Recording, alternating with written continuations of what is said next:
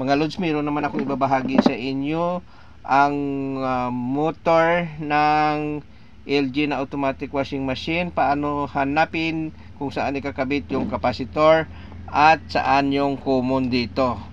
Ang pagbasa ng resistance kung saan yung mataas dito sa kanila, dyan natin ilalagay ang capacitor. Okay, lagay natin sa ohmmeter yung ating tester.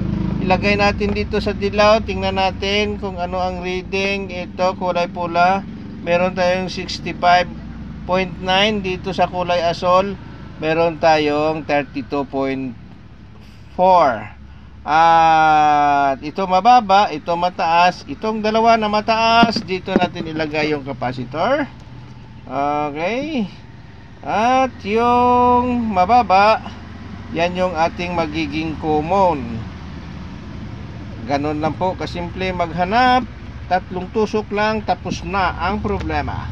Ito, meron tayong extension. Ilagay natin itong kulay asol na sinasabi natin na common kasi mababa ang reading. Hindi pa naka-plug in yung ating extension. Ito, ilagay na natin. At dito ang yellow sa kabila. Okay, ipitin lang natin ang ating plug. At titingnan natin ngayon.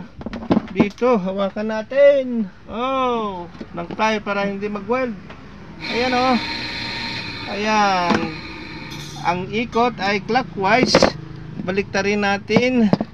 Ito naman yung kasi common ang asol, hindi na natin tatanggalin. Ipalit lang natin itong pula. Kanina ang ikot ay clockwise. Ngayon naman titingnan natin ang ikot